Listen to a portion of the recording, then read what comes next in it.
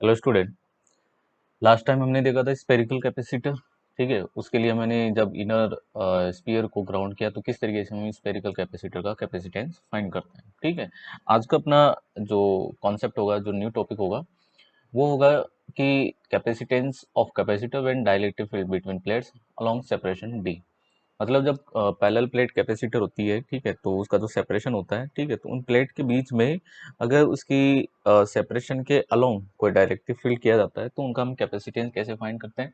फिर उसके एरिया के अलोंग फील्ड किया जाता है तो फिर कैसे फाइंड करते हैं। ठीक है, फिर ये पूरा मिक्सअप हो जाता है तो हम कैसे फाइंड करते हैं। तो इनका एक अपन एक स्टैंडर्ड फॉर्मूला हम डेराइव करेंगे, स्टैंडर्ड फॉर्मूला जो आप किसी भी सिचुएशन में आप अप्लाई कर सकते हो as a trick, as a fast trick. आप यहाँ पर एज अ फास्ट फॉर्मूला आप यहाँ पर अप्लाई कर सकते हो। ओके, तो यहाँ से अपन देख रहे हैं, सबसे पहले अपन कंसिडर कर लेते हैं कि ये अपने पास में क्या है, एक parallel plate capacitor. Okay, that is parallel plate capacitor.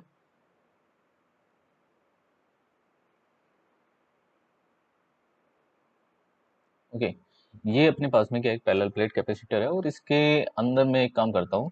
ये देखो, ये इसका सेपरेशन क्या है, डी है, सेपरेशन डी। ओके, और इसमें हम कोई किसी तरीके का कोई हम डाइलेक्ट्रिक सब्सटेंस इसमें हम फिल कर देते हैं। ठीक है, यहाँ पर मैं एक इसका सेपरेशन ले लेता हूँ, यहाँ पर सॉरी, मैं एक यहाँ पर सेपरेशन ले लेता हूँ इस तरीके से। ठीक है, ये लीजिए।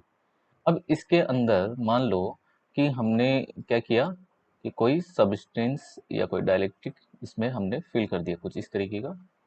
ठीक है, एंड कुछ इस तरीके का। ऐसा करने से क्या होता है कि जो इन पर प्लेट्स पर जो चार्ज होता है, जैसे मान लो कि ये प्लेट है ये वाली, तो इस पर जो पॉजिटिव चार्ज होगा, यहाँ पर इस प्लेट की बात कर रहा हूँ। ओके, इस प्लेट पर जो चार्ज होता है ये positive and that is negative. ठीक है, तो एक्चुअली होता क्या है इसमें कि इन दोनों प्लेट्स के बीच में डाइलेक्ट्रिक फील्ड करने पर या कोई डाइलेक्ट्रिक मीडियम प्रेजेंट जब होता है तो ऐसा होने पर उनका पोलराइजेशन हो जाता है। पोलराइजेशन आपने पढ़ा हुआ होगा। ठीक है, वेरी सिंपल टॉपिक। ठीक है, तो उसका पोलराइजेशन हो जाता है। पोलराइजेशन का मतलब है कि जो डाइलेक्ट्रिक मीडियम जो है ना, डाइलेक्ट्रिक मीडियम की उसकी एक सरफेस पर मतलब एक सरफेस पर पॉजिटिव चार्ज इंड्यूस हो जाता है और दूसरी सरफेस पर कोई नेगेटिव चार्ज इंड्यूस हो जाता है। ठीक है, तो उसका पोलराइजेशन हो जाता है। अच्छा, पोलराइजेशन किस तरीके से होगा वो भी मैं आपको समझा देता हूँ कि ये अगर यहाँ पर पॉजिटिव है तो ऑब्वियसली इस साइड में क्या आ जाता है, नेगेटिव चार्ज आ जाता है। इस साइड में क्या आ जाएगा, नेगेटिव चार्ज आ जाएगा। ठीक है, और यहाँ पर क्या आएगा, पॉजिटिव। यहाँ पर क्या आएगा, इस पर पॉजिटिव, इस साइड में आ जाता है पॉजिटिव। ये वाला है ना, ये वाला सबस्टेंस है। ठीक है, इस सबस्टेंस का हमने डाइलेक्ट्रिक कांस्टेंट जो है वो कंसीडर कर लेते हैं K1। ठीक है, इसका हम कंसीडर कर लेते हैं K2, और ये सेपरेशन हम कंसीडर कर लेते हैं D1, और इतना सेपरेशन हम कंसीडर कर लेते हैं D2। ओके, ये that is D1 and that D2, इस तरीके से।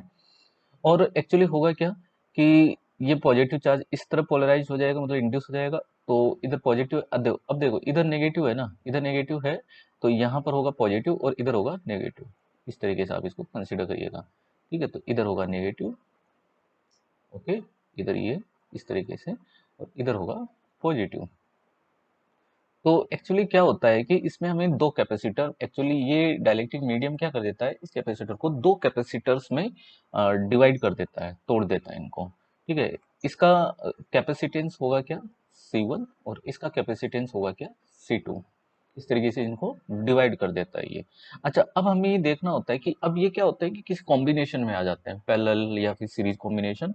ठीक है, तो इसमें हमें पहचान करना होता है कि ये सीरीज कॉम्बिनेशन में है या पैरेलल कॉम्बिनेशन में है। तो मैं इसका एक फॉर्मूला, ये ट्रिक मैं बाद में आपको बता दूंगा। ठीक है, तो एक्चुअली इसमें हमें मालूम रखना होता है जब हम सीरीज और पैरेलल कॉम्बिनेशन पढ़ते हैं, that is also simple topic. तो इसमें होता क्या है कि अपन जानते हैं जब सीरीज कॉम्बिनेशन होता है, सीरीज कॉम्बिनेशन में हमेशा पॉजिटिव प्लेट हमेशा दूसरे कैपेसिटर की नेगेटिव प्लेट से कनेक्ट होती है। ठीक है, और अगर सेम पॉजिटिव प्लेट्स अगर एक दूसरे से कनेक्ट होती है तो वो कॉम्बिनेशन क्या होता है, पैरेलल कॉम्बिनेशन होता है। जैसे मान लो कि ये नेगेटिव है तो इसका नेगेटिव और इसका नेगेटिव सेम से कनेक्टेड होगा तो दैट इज पैरेलल। ठीक है, और ये पॉजिटिव नेगेटिव होगा तो ये सीरीज कॉम्बिनेशन होगा। ठीक है, अब इसमें यही हो रहा है कि ये कैपेसिटर, ये वाला capacitor that is C1 and C2। ठीक है, तो इसका पॉजिटिव और नेगेटिव कनेक्टेड है, इसका मतलब ये सीरीज कॉम्बिनेशन में, ये तो आपको समझ में आ गया होगा। ठीक है, मतलब दो कैपेसिटर अपने पास में है, यहाँ पर एक का कैपेसिटेंस है C1, एक का कैपेसिटेंस है C2। ठीक है, तो हम पैरेलल प्लेट कैपेसिटर का कैपेसिटेंस वैसे जानते ही हैं, and that is epsilon nought A N divide by D। बहुत सिंपल है। ठीक है, तो यहाँ पर इस कैपेसिटर जिसका डाइलेक्ट्रिक कांस्टेंट क्या है K1, तो इसका कैपेसिटेंस हो जाएगा C1 and that is equal to epsilon nought into K1 and area A and divide by D1। ऐसे ही दूसरे का होगा C2 equal to epsilon nought K2 and its area and divide by D2, separation D2। Okay, ये आपको मालूम होना चाहिए इतना। अब देखो अपन करेंगे क्या, अब यहाँ पर देखो, अब यहाँ पर दोनों सीरीज कॉम्बिनेशन में, तो आप इसका इक्विवेलेंट कैपेसिटेंस तो ऑब्वियसली आप जानते ही होंगे। ठीक है, एंड दैट इज क्या होता है इसका 1/C and that is equal to 1 divide by C1 plus 1 divide by C2, and parallel का क्या हो जाता है, पैरेलल का and that is C equal to C1 plus C2 होता है। ठीक है, हम यहाँ पर एक स्टैंडर्ड फॉर्मूला बनाने जा रहे हैं, फिर मैं आपको बताऊंगा कैसे अप्लाई करते हैं। ठीक है, आपको मजा आ जाएगा इसमें। अब देखिए यहाँ से C1 एंड C2 हो गया। ठीक है, तो हम इसका इक्विवेलेंट अब कैपेसिटेंस फाइंड कर लेते हैं, and that is 1 divide by C, मैं लिखूंगा 1 divide by C equal to 1 divide by C1 plus 1 divide by C2। Okay, ये ऐसे हो जाएगा। अब देखिए यहाँ पर 1 divide by C equal to 1 divide by C1, तो ये बनेगा D1 divide by epsilon nought K1 into A, plus ये बनेगा D2 divide by epsilon nought K2 A। Okay, यहाँ पर कुछ टर्म कॉमन आ रहा है, and that is 1/C equal to 1 divide by epsilon nought A, ये कॉमन आ रहा है। ठीक है, और ब्रैकेट में बन रहा है D1 divide by K1 and plus D2 divide by K2। ठीक है, हमें ओनली C चाहिए ना, हमें इक्विवेलेंट चाहिए। C इक्वल टू हम इसको ऐसे कर सकते हैं रिवर्स करके, epsilon nought A and divide by D1 divide by K1 and plus D2 divide by K2। हम इसको ऐसा लिख सकते हैं, दैट इज इक्विवेलेंट कैपेसिटेंस। अब इसमें बिल्कुल इसकी लेंथ के अलोंग, इसके सेपरेशन के अलोंग, भले ही कितनी भी टाइप के सबस्टेंस अगर लेंथ के अलोंग इसमें अगर फील्ड है, जैसे D1 तक K1 भर दिया, D2 तक K2 वाला भर दिया, D3 में K3 वाला भर दिया, तो उसमें करना क्या है, बस इस सिचुएशन में अपन आगे प्लस D3/K3 प्लस D4/K4, इस तरीके से हम और प्लस करते हुए चल जाएंगे। ठीक है, अब जैसे इसकी एक सिंपल सी एप्लीकेशन, जो एक अपना एक टॉपिक भी होता है। ठीक है, और टॉपिक क्या होता है इसका, देखिए मैं यहाँ पर इसको क्लियर कर देता हूँ कि जो अपना कैपेसिटर होता है, मुझे एक बार वापस से ड्रॉ करना पड़ेगा। ठीक है,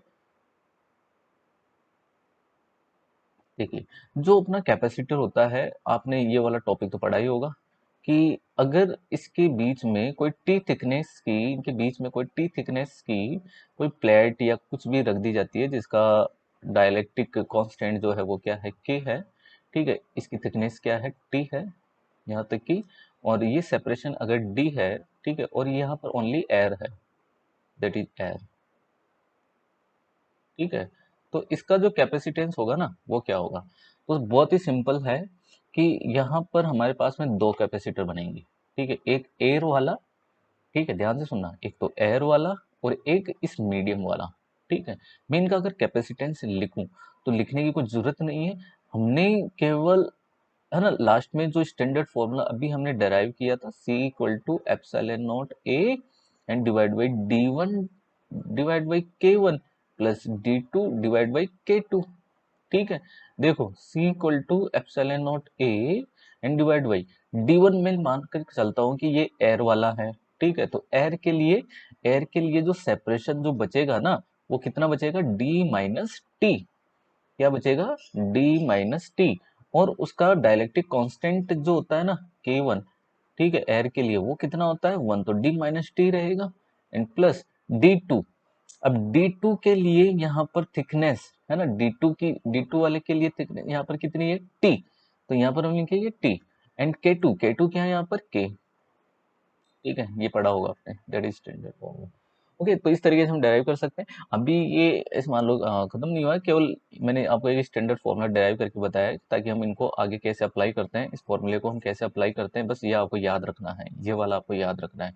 ठीक है, अलोंग अगर लेंथ के अलोंग फील्ड है, ठीक है, अगर कोई भी, बस आप डायरेक्टली ऐसे भी याद रख सकते हो कि अगर कोई भी सबस्टेंस लेंथ के अलोंग फील्ड होता है तो वो सीरीज कॉम्बिनेशन होता है। ठीक है, और अगर एरिया के अलोंग होता है तो वो आ जाता है पैरेलल कॉम्बिनेशन में, जो मैं आपको नेक्स्ट वीडियो में बता दूंगा। ओके, तो अभी के लिए इतना ही, थैंक यू।